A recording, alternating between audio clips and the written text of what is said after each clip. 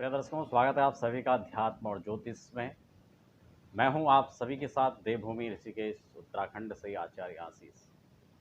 दर्शकों, आज आपके साथ बात करूंगा सूर्य की राशि परिवर्तन को लेकर और इससे बनने वाले योग और सभी राशियों पर इसका क्या प्रभाव रहेगा।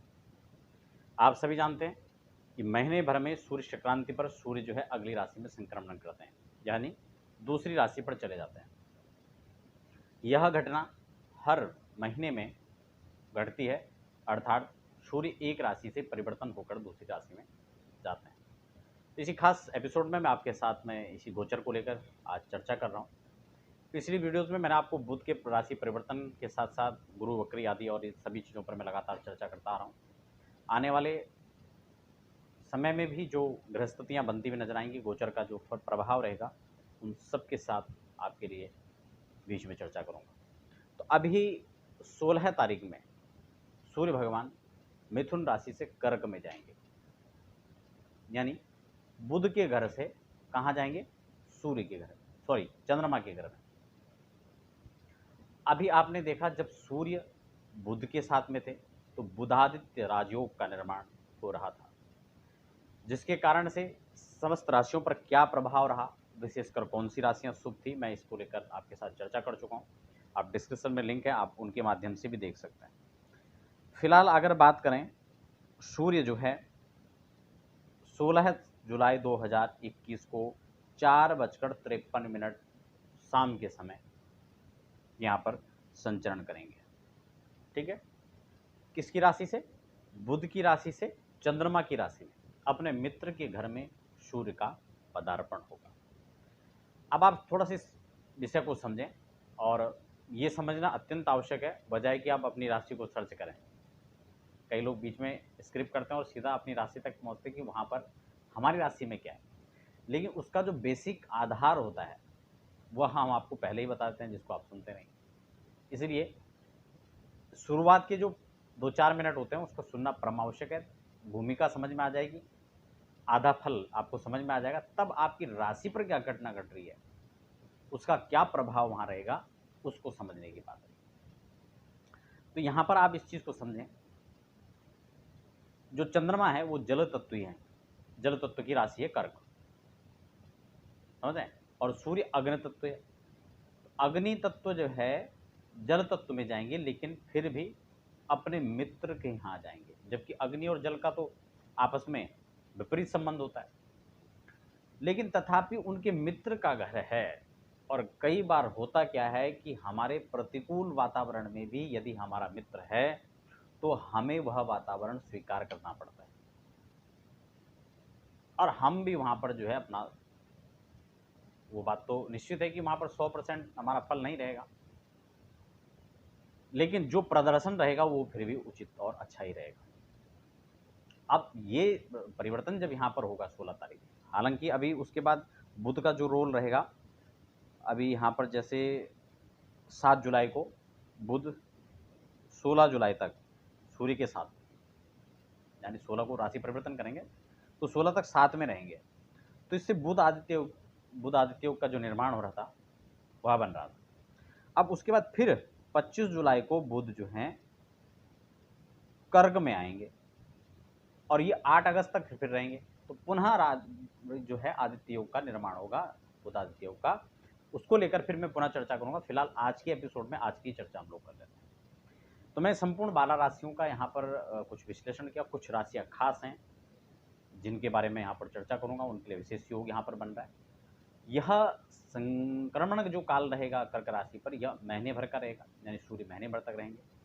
इस राशिफल को आप अपनी चंद्र कुंडली के आधार पर देख सकते हैं। दर्शकों, कोई बात आपकी समझ में नहीं आती है तो आप नीचे डिस्क्रिप्शन में कमेंट बॉक्स में लिख सकते हैं, और व्यक्तिगत जानकारियों के लिए आप अपॉइंटमेंट नंबर पर संपर्क कर सकते हैं।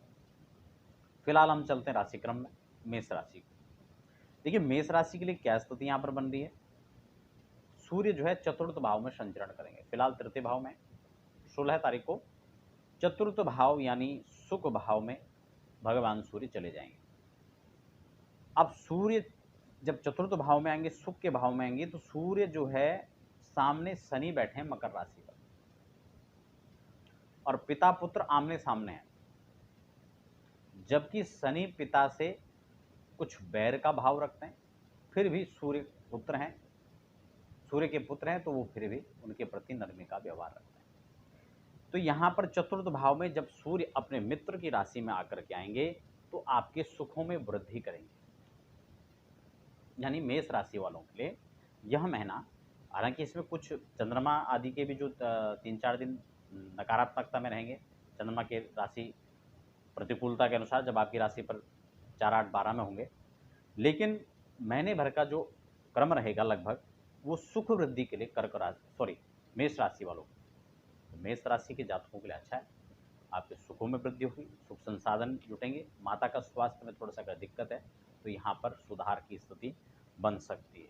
ठीक है, पिता और पुत्र का संबंध जैसे आमने सामने ग्रह गोचर के आधार पर भी देखा जा रहा है, तो इसी आधार पर ये भी देखें कि अगर आपसी पिता पुत्र के संबंध यहाँ पर पहले से ही ठीक नहीं है तो थोड़ा यहाँ पर पुनः जो है नरमी गर्मी हो सकती है। अब हम दूसरी राशि यानी वृषभ राशि की बात कर लेते हैं। जो बेसिक है वो मैंने आपको समझा दिया, आप उसको जरूर समझें, तभी आपको पूरा एपिसोड समझ में आएगा। वृषभ राशि के लिए यहाँ पर थोड़ा विशेष रहने वाला है। क्यों, स्थिति क्या है? अच्छा, सूर्य के साथ में खास बात क्या है कि मंगल नीच राशि के होकर यहीं पर बैठे हैं, ठीक है, और शुक्र भी साथ में संचरण कर रहे हैं। 3 ग्रहों का योग बन रहा है यहाँ पर। तो वृषभ के लिए तृतीय भाव में यह स्थिति बनेगी। तृतीय घर पर यानी थर्ड हाउस में सूर्य मंगल और शुक्र का संयोग बनेगा। तीसरे भाव पर पराक्रम का भाव माना जाता है, भाई बंधुओं का, भाई बहनों का यह भाव माना जाता है। और ठीक नवम भाव में शनि संचरण करेंगे, जहां दशम में बृहस्पति कुंभ राशि में होकर चल रहे हैं। अब इस हिसाब से देखा जाए तो 2, 3, 4, 5 धन भाव पर बृहस्पति की दृष्टि रहेगी, पंचम दृष्टि। अमृतमय दृष्टि से बृहस्पति खासकर वृषभ राशि के लिए जहां शुभ संकेत धन भाव का बना रहे हैं, वहीं सूर्य तृतीय भाव में पराक्रम को बढ़ाएंगे, पराक्रम में वृद्धि करेंगे। और स्थान वृद्धि करो शनि के हिसाब से नवम भाव पर भाग्य वृद्धि शनि करेंगे। समझ रहे हैं? तो कुल मिलाकर के ये अपनी चंद्र कुंडली के हिसाब से आप अपनी कुंडली निकाल कर इसको देखें, इसको समझें, तो ये वृषभ राशि के लिए शुभ संकेत है।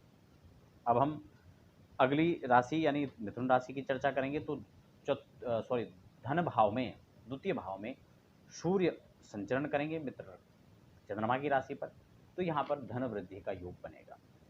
वहीं दशम में शनि आयु वृद्धि करेंगे, साथ ही साथ कोई शोध अनुसंधान आप कर रहे हैं तो दशम में उसको लेकर के वो वृद्धि करेंगे। नई क्रिएटिविटी आपके अंदर आएगी, नई चीज़ों में खोज करने की दिशा में आप आगे बढ़ेंगे। कुछ आप कर रहे हैं, कोई अनुसंधान कर रहे हैं, कोई खोज कर रहे हैं, उसमें आपको सफलता का योग यहाँ पर बनेगा। अगली राशि यानी कर्क राशि। कर्क राशि में विशेष योग बनेगा, क्योंकि लग्न में शुक्र मंगल और सूर्य युति के साथ बैठेंगे, वहीं सप्तम में शनि बैठेंगे। पति या पत्नी दोनों के आपसी सहयोग से कार्य में वृद्धि होगी, और लग्न में यहाँ पर सूर्य की स्थिति आपके लिए शुभ है। यहीं देखा जाए तो शुक्र 1, 2, 3 सिंह धन भाव का स्वामी बन करके यानी धनेश बन करके सूर्य लग्न में बैठे, तो धन खासकर यहाँ पर फाइनेंशियली स्ट्रॉन्ग आपको यहाँ पर करेंगे, तो ये आपके लिए काफ़ी अच्छा है सिंह राशि के जातकों के लिए। कर्क राशि के जातकों के लिए अगली राशि है सिंह। सिंह की क्या स्थिति है? द्वादश में सूर्य चले गए, सिर दर्द की प्रॉब्लम रह सकती है, थोड़ा सा सिर आदि में चोट लगने का भी खतरा यहाँ पर बढ़ सकता है, थोड़ा सावधानी आपको रखनी चाहिए। खासकर वाहन आदि चलाते हैं तो भी आपको थोड़ा सा यहाँ पर सुरक्षा के साथ रहना चाहिए। कारण क्या है कि नीच के मंगल भी यहीं बैठे हुए हैं। जिनको बीपी की प्रॉब्लम है, शुगर की प्रॉब्लम है, वहाँ पर थोड़ा सा उनको सावधानी रखनी चाहिए। और इसी के साथ शनि षष्टम में बैठे हुए हैं, तो यहाँ पर थोड़ा सा आपको रोग है, कर्ज है, इन चीज़ों से भी थोड़ा सा सजग रहना चाहिए। अगली राशि यहाँ पर सिंह है। सिंह की स्थिति को कन्या राशि है, तो कन्या राशि में एकादश भाव में संचरण करेंगे सूर्य, ठीक है, तो यहाँ पर एकादश में स्थान वृद्धि करेंगे। और साथ ही साथ जब इनकी दृष्टि पंचम पर पड़ेगी तो पंचम में भी जो है विद्या, खासकर जो पढ़ रहे हैं बच्चे, संतति को लेकर प्रयास कर रहे हैं, उन लोगों को यहाँ पर लाभ अच्छा मिलेगा। धन के मामले में देखा जाए तो धनागम के अच्छे स्रोत बनेंगे। ठीक है, अगली राशि हम यहाँ पर बात करेंगे तुला। तुला राशि के जातकों की अगर बात की जाए तो यहाँ पर शनि जो है चतुर्थ भाव में और सूर्य मंगल और शुक्र की युति दसम भाव में बन रही है, जहाँ राजकीय कार्यों से आपको सफलता प्राप्त होगी। यदि आप गवर्नमेंट कॉन्ट्रैक्टर हैं या प्राइवेट आप काम करते हैं तो आपको सरकारी कार्यों के योग बनेंगे, ठेकेदारी से लाभ मिल सकता है। इसी के साथ आपने शेयर मार्केट में निवेश किया तो उससे आपको लाभ मिल सकता है। दसम भाव में राजकीय कार्यों में जहाँ आपको सहयोग प्राप्त होगा, वहीं आपको थोड़ा सा यहाँ पर नीचे मंगल प्रॉपर्टी आदि में कुछ आपको बड़े विवेक के साथ में यहाँ पर निवेश करना चाहिए। वहीं हम वृश्चिक की बात करते हैं तो वृश्चिक के लिए भाग्य स्थान में सूर्य मंगल शुक्र का योग बनेगा और तृतीय भाव में शनि जाएंगे। भाई बहनों के साथ कोई कटुता थी तो आप उसको सुलझा सकते हैं इस दशा काल में, गोचर काल में, और उनके साथ मनमुटाव की स्थिति खत्म हो सकती है। पराक्रम आपका यहाँ पर बढ़ेगा। अति उत्साह में आकर के आपको कार्य नहीं करना है, उत्साह में तो करना है लेकिन अति उत्साह में नहीं करना है, तो आपको यहाँ पर सफलताएं अच्छी प्राप्त होंगी। सूर्य मंगल जहाँ भाग्यस्थान में भाग्य वृद्धि करेंगे और खास बात दशमेश होकर के नवम भाव में संचरण करेंगे। जो लोग सरकारी नौकरी के लिए या किसी अच्छे जॉब के लिए प्रयासरत हैं उनको यहाँ ये दशा काल लाभ दे सकता है। अगर हम धनुराशि के हिसाब से देखें तो धनु के हिसाब से द्वितीय भाव में जहाँ शनि संचरण करेंगे, वहीं कर्क राशि में सूर्य संचरण करेंगे 16 तारीख को। सूर्य जब यहाँ पर आएंगे तो आपको यहाँ पर कुछ चीज़ों से सावधान रहना चाहिए, क्योंकि अष्टम में सूर्य उतने अच्छे नहीं माने जाते। स्वास्थ्य के हिसाब से देखा जाए थोड़ा आपको सावधानी बरतनी चाहिए। मान प्रतिष्ठा और सम्मान के बात की जाए तो अष्टम सूर्य यहाँ पर थोड़ा बाधा उत्पन्न कर सकता है। आपको कोई भी ऐसे कार्य नहीं करने जिससे आपको आपके मान सम्मान पर कोई ठेस पहुँचे, तो ये चीज़ यहाँ पर खासकर आपको देखना चाहिए। अब हम बात कर लेते हैं मकर राशि के हिसाब से। तो मकर में यहाँ पर शनि आपके लग्न स्थान पर संचरण करेंगे और 7th हाउस पर यहाँ पर सूर्य आपके संचरण करेंगे। जहाँ पारिवारिक स्थितियों में देखा जाए तो थोड़ा सा यहाँ पर शनि तनाव बना सकता है दृष्टि पर, और सूर्य वहाँ पर रहकर के अति ऊर्जा के साथ यहाँ पर थोड़ा सा दाम्पत्य जीवन में नोक-झोंक की स्थिति पैदा कर सकता है।